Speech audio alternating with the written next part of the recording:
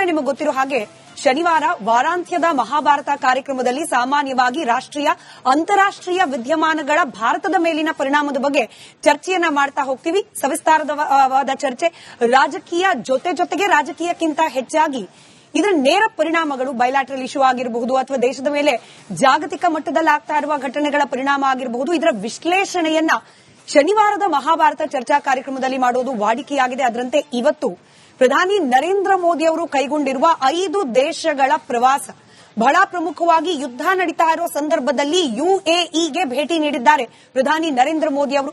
ಅದರ ಜೊತೆಯಲ್ಲೇ Netherland, Sweden, Norway ಹಾಗೆ ಇಟಲಿ ಈ ದೇಶಗಳ ಪ್ರವಾಸವನ್ನ ಕೂಡ ಮಾಡುವವರಿದ್ದಾರೆ. ಹಾಗಾದ್ರೆ ಈ ಪರಿಸ್ಥಿತಿಯಲ್ಲಿ, ಅದರಲ್ಲೂ ಜಾಗತಿಕ ಮಟ್ಟದಲ್ಲಿ ಕ್ರೈಸಿಸ್ ಅನ್ನೋ ಹಂತದ ಪರಿಸ್ಥಿತಿ ಇರುವ ಸಂದರ್ಭದಲ್ಲಿ ಮೋದಿ ಅವರ ಈ 5 ದೇಶದ ಪ್ರವಾಸದ ಹಿಂದಿರುವ ಗುಟ್ಟೇನು? ಪ್ರಧಾನಿ ಅವರು ಯುಎಇ ಎಂಟರ್ ಆದ ತಕ್ಷಣ ಸಹಜವಾದ ಕುತೂಹಲ, ದೇಶದಲ್ಲಿ ಉದ್ಭವವಾಗಿರುವ ಆಯಿಲ್ ಕ್ರೈಸಿಸ್, ಅದರಲ್ಲೂ ಪೆಟ್ರೋಲ್ ಡೀಸೆಲ್ ಬೆಲೆ ಏರಿಕೆ ಹಾಗೆ ಎಲ್ಪಿಜಿ ಸಿಎನ್ಜಿಗಳ ಅಲಭ್ಯತೆ, ಇದಕ್ಕೆ ಪರಿಹಾರ ಸಿಕ್ಕೇ ಬಿಡುತ್ತಾ ಅನ್ನೋ ಸಹಜ ಕುತೂಹಲ. ಅದರಲ್ಲೂ ಯುದ್ಧ ನಡೀತಾ ಇರೋ ಸಂದರ್ಭದಲ್ಲಿ ಯುಎಇ ಮೇಲೂ ಕೂಡ ಯುದ್ಧದ ನೇರ ಪರಿಣಾಮಗಳಾಗಿದೆ. ಇಂಥ ಸಂದರ್ಭದಲ್ಲಿ ಯುಎಇಗೆ ಭೇಟಿ ನೀಡಿರೋದು, ಅಲ್ಲಿನ ಹೆಡ್ಗಳ ಜೊತೆಯಲ್ಲಿ ಹಸ್ತಲಾಘವ ಮಾಡಿರೋದು, ಇದು ಭಾರತದ ರಾಜತಾಂತ್ರಿಕ ನಡೆಯ ಬಗ್ಗೆ ಪ್ರಶ್ನೆಗಳು ಏಳೋ ಹಾಗೆ ಮಾಡುತ್ತಾ? ಈ ನಡೆ ಭಾರತಕ್ಕೆ ಲಾಭಾನ ನಷ್ಟಾನ? ಈ ಎಲ್ಲಾ ಪ್ರಶ್ನೆಗಳಿಗೆ ಉತ್ತರವನ್ನ ಕಂಡುಕೊಳ್ಳುವ ಪ್ರಯತ್ನವನ್ನ ಇವತ್ತಿನ ಮಹಾಭಾರತ ಚರ್ಚಾ ಕಾರ್ಯಕ್ರಮದಲ್ಲಿ ಮಾಡ್ತಾ ಹೋಗೋಣ.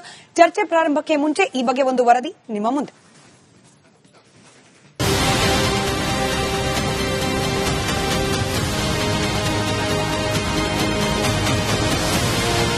ಮಧ್ಯಪ್ರಾಚ್ಯದ ಉದ್ವಿಗ್ನತೆ ಮತ್ತು ಯುದ್ಧದ ವಾತಾವರಣ ತಾರಕಕ್ಕೇರಿರುವ ಈ ಸಂದರ್ಭದಲ್ಲಿ ಪ್ರಧಾನಿ ನರೇಂದ್ರ ಮೋದಿ ಯುಎಇ ಸೇರಿದಂತೆ 5 ದೇಶಗಳ ವಿದೇಶಿ ಪ್ರವಾಸ ಕೈಗೊಂಡಿರುವುದು ಜಾಗತಿಕವಾಗಿ ಭಾರೀ ಕುತೂಹಲ ಮೂಡಿಸಿದೆ.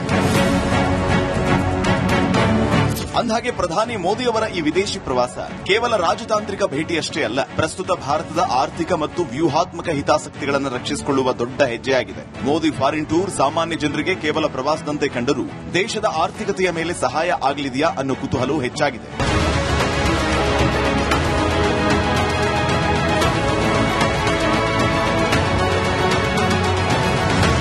ವಿದೇಶಿ ಪ್ರವಾಸದಲ್ಲಿರುವ ಮೋದಿ ಯುಎಇ, ನೆದರ್ಲ್ಯಾಂಡ್ಸ್ ದೇಶಗಳ ಭೇಟಿಯನ್ನ ಮುಗಿಸಿ ಸ್ವೀಡನ್, ನಾರ್ವೆ ಮತ್ತು ಇಟಲಿ ದೇಶಗಳಿಗೆ ಭೇಟಿಯನ್ನ ನೀಡುತ್ತಾ ಇದ್ದಾರೆ. ಈ 5 ದೇಶಗಳೊಂದಿಗೆ ಹಲವು ಪ್ರಮುಖ ಒಪ್ಪಂದಕ್ಕೆ ಮುಂದಾಗಿದ್ದಾರೆ. ಇಂಧನ ಭದ್ರತೆ ಮತ್ತು ತೈಲ ಪೂರೈಕೆ, ರಕ್ಷಣಾ ವಲಯ ಸಂರಕ್ಷಣೆ, ದೇಶಕ್ಕೆ ಹೆಚ್ಚಿನ ಹೂಡಿಕೆ ಜೊತೆಗೆ ಜಾಗತಿಕ ಶಾಂತಿ ಸ್ಥಾಪನೆಯ ಬಗ್ಗೆಯೂ ನಾಯಕರೊಂದಿಗೆ ಚರ್ಚೆ ನಡೆಸಿ ಒಪ್ಪಂದಕ್ಕೆ ಸಹಿ ಬೀಳುವ ಸಾಧ್ಯತೆ ಇದೆ. ಮಧ್ಯಪ್ರಾಚ್ಯದ ಯುದ್ಧದ ಜಾಗತಿಕ ಆರ್ಥಿಕ ಹೊಡೆತ ಹಾಗೂ ಪೆಟ್ರೋಲ್ ಡೀಸೆಲ್ ಬೆಲೆ ಏರಿಕೆ ಬಿಸಿಯಿಂದ ಭಾರತದ ಸಾಮಾನ್ಯ ಜನರನ್ನ ರಕ್ಷಣೆ ಮಾಡುವುದಕ್ಕೆ ಮತ್ತು ದೇಶದ ಆರ್ಥಿಕ ಸ್ಥಿರತೆಯನ್ನ ಕಾಯ್ದುಕೊಳ್ಳುವುದಕ್ಕೆ ಈ ರಾಜತಾಂತ್ರಿಕ ಭೇಟಿ ಲಾಭದಾಯಕ ಆಗಲಿದೆಯಾ? ಬನ್ನಿ ಚರ್ಚೆ ಮಾಡೋಣ.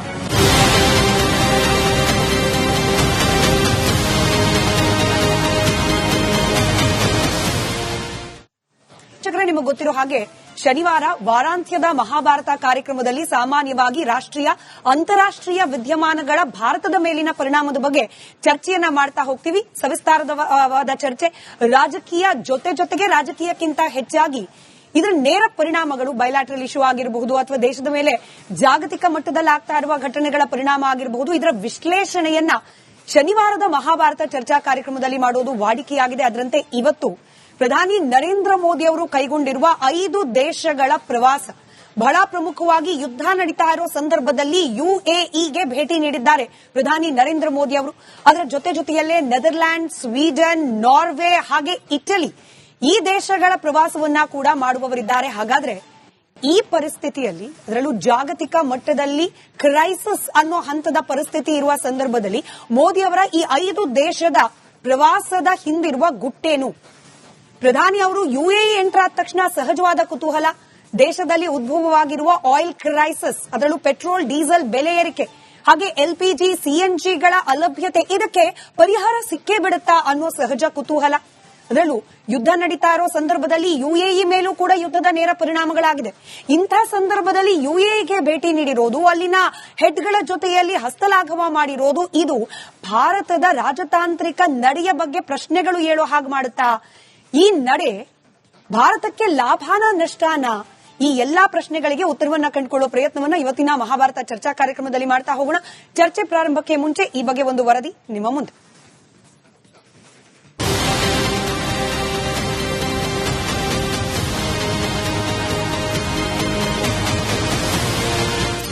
ಮಧ್ಯಪ್ರಾಚ್ಯದ ಉದ್ವಿಗ್ನತೆ ಮತ್ತು ಯುದ್ಧದ ವಾತಾವರಣ ತಾರಕಕ್ಕೇರಿರುವ ಈ ಸಂದರ್ಭದಲ್ಲಿ ಪ್ರಧಾನಿ ನರೇಂದ್ರ ಮೋದಿ ಯುಎಇ ಸೇರಿದಂತೆ 5 ದೇಶಗಳ ವಿದೇಶಿ ಪ್ರವಾಸ ಕೈಗೊಂಡಿರುವುದು ಜಾಗತಿಕವಾಗಿ ಭಾರೀ ಕುತೂಹಲ ಮೂಡಿಸಿದೆ.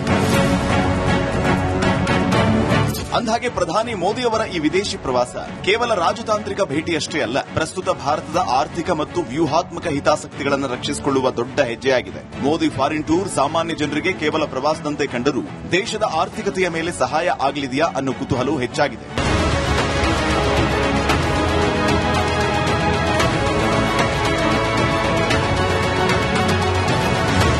ವಿದೇಶಿ ಪ್ರವಾಸದಲ್ಲಿರುವ ಮೋದಿ ಯುಎಇ, ನೆದರ್ಲ್ಯಾಂಡ್ಸ್ ದೇಶಗಳ ಭೇಟಿಯನ್ನ ಮುಗಿಸಿ ಸ್ವೀಡನ್, ನಾರ್ವೆ ಮತ್ತು ಇಟಲಿ ದೇಶಗಳಿಗೆ ಭೇಟಿಯನ್ನ ನೀಡುತ್ತಾ ಇದ್ದಾರೆ. ಈ 5 ದೇಶಗಳೊಂದಿಗೆ ಹಲವು ಪ್ರಮುಖ ಒಪ್ಪಂದಕ್ಕೆ ಮುಂದಾಗಿದ್ದಾರೆ. ಇಂಧನ ಭದ್ರತೆ ಮತ್ತು ತೈಲ ಪೂರೈಕೆ, ರಕ್ಷಣಾ ವಲಯ ಸಂರಕ್ಷಣೆ, ದೇಶಕ್ಕೆ ಹೆಚ್ಚಿನ ಹೂಡಿಕೆ ಜೊತೆಗೆ ಜಾಗತಿಕ ಶಾಂತಿ ಸ್ಥಾಪನೆಯ ಬಗ್ಗೆಯೂ ನಾಯಕರೊಂದಿಗೆ ಚರ್ಚೆ ನಡೆಸಿ ಒಪ್ಪಂದಕ್ಕೆ ಸಹಿ ಬೀಳುವ ಸಾಧ್ಯತೆ ಇದೆ.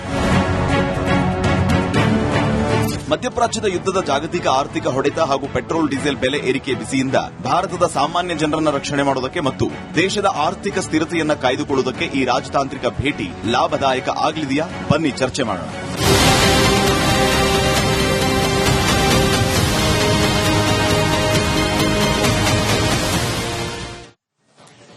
ನಿಮಗೆ ಗೊತ್ತಿರೋ ಹಾಗೆ ಶನಿವಾರ ವಾರಾಂತ್ಯದ ಮಹಾಭಾರತ ಕಾರ್ಯಕ್ರಮದಲ್ಲಿ ಸಾಮಾನ್ಯವಾಗಿ ರಾಷ್ಟ್ರೀಯ ಅಂತಾರಾಷ್ಟ್ರೀಯ ವಿದ್ಯಮಾನಗಳ ಭಾರತದ ಮೇಲಿನ ಪರಿಣಾಮದ ಬಗ್ಗೆ ಚರ್ಚೆಯನ್ನ ಮಾಡ್ತಾ ಹೋಗ್ತೀವಿ. ಸವಿಸ್ತಾರವಾದ ಚರ್ಚೆ, ರಾಜಕೀಯ ಜೊತೆಗೆ ರಾಜಕೀಯಕ್ಕಿಂತ ಹೆಚ್ಚಾಗಿ ಇದರ ನೇರ ಪರಿಣಾಮಗಳು, ಬೈಲಾಟರಲ್ ಇಶ್ಯೂ ಆಗಿರಬಹುದು ಅಥವಾ ದೇಶದ ಮೇಲೆ ಜಾಗತಿಕ ಮಟ್ಟದಲ್ಲಿ ಆಗ್ತಾ ಇರುವ ಘಟನೆಗಳ ಪರಿಣಾಮ ಆಗಿರಬಹುದು, ಇದರ ವಿಶ್ಲೇಷಣೆಯನ್ನ ಶನಿವಾರದ ಮಹಾಭಾರತ ಚರ್ಚಾ ಕಾರ್ಯಕ್ರಮದಲ್ಲಿ ಮಾಡುವುದು ವಾಡಿಕೆಯಾಗಿದೆ. ಅದರಂತೆ ಇವತ್ತು ಪ್ರಧಾನಿ ನರೇಂದ್ರ ಮೋದಿ ಅವರು ಕೈಗೊಂಡಿರುವ 5 ದೇಶಗಳ ಪ್ರವಾಸ, ಬಹಳ ಪ್ರಮುಖವಾಗಿ ಯುದ್ಧ ನಡೀತಾ ಇರೋ ಸಂದರ್ಭದಲ್ಲಿ ಯುಎಇಗೆ ಭೇಟಿ ನೀಡಿದ್ದಾರೆ ಪ್ರಧಾನಿ ನರೇಂದ್ರ ಮೋದಿ ಅವರು.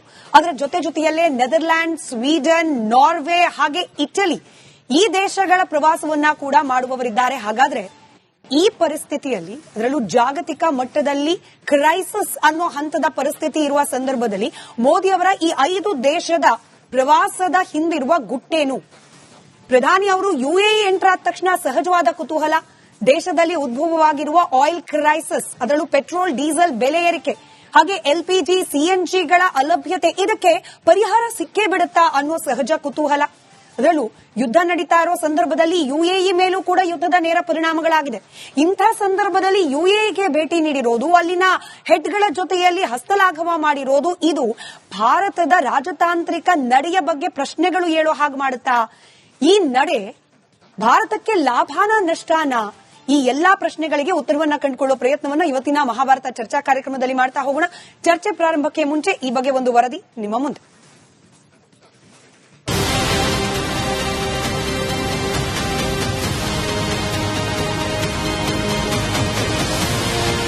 ಮಧ್ಯಪ್ರಾಚ್ಯದ ಉದ್ವಿಗ್ನತೆ ಮತ್ತು ಯುದ್ಧದ ವಾತಾವರಣ ತಾರಕಕ್ಕೇರಿರುವ ಈ ಸಂದರ್ಭದಲ್ಲಿ ಪ್ರಧಾನಿ ನರೇಂದ್ರ ಮೋದಿ ಯುಎಇ ಸೇರಿದಂತೆ 5 ದೇಶಗಳ ವಿದೇಶಿ ಪ್ರವಾಸ ಕೈಗೊಂಡಿರುವುದು ಜಾಗತಿಕವಾಗಿ ಭಾರೀ ಕುತೂಹಲ ಮೂಡಿಸಿದೆ.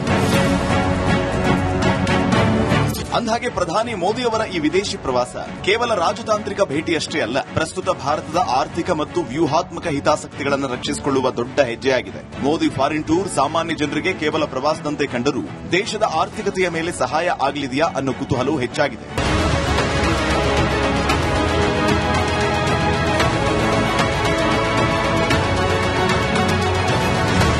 ವಿದೇಶಿ ಪ್ರವಾಸದಲ್ಲಿರುವ ಮೋದಿ ಯುಎಇ, ನೆದರ್ಲ್ಯಾಂಡ್ಸ್ ದೇಶಗಳ ಭೇಟಿಯನ್ನ ಮುಗಿಸಿ ಸ್ವೀಡನ್, ನಾರ್ವೆ ಮತ್ತು ಇಟಲಿ ದೇಶಗಳಿಗೆ ಭೇಟಿಯನ್ನ ನೀಡುತ್ತಾ ಇದ್ದಾರೆ. ಈ 5 ದೇಶಗಳೊಂದಿಗೆ ಹಲವು ಪ್ರಮುಖ ಒಪ್ಪಂದಕ್ಕೆ ಮುಂದಾಗಿದ್ದಾರೆ. ಇಂಧನ ಭದ್ರತೆ ಮತ್ತು ತೈಲ ಪೂರೈಕೆ, ರಕ್ಷಣಾ ವಲಯ ಸಂರಕ್ಷಣೆ, ದೇಶಕ್ಕೆ ಹೆಚ್ಚಿನ ಹೂಡಿಕೆ ಜೊತೆಗೆ ಜಾಗತಿಕ ಶಾಂತಿ ಸ್ಥಾಪನೆಯ ಬಗ್ಗೆಯೂ ನಾಯಕರೊಂದಿಗೆ ಚರ್ಚೆ ನಡೆಸಿ ಒಪ್ಪಂದಕ್ಕೆ ಸಹಿ ಬೀಳುವ ಸಾಧ್ಯತೆ ಇದೆ.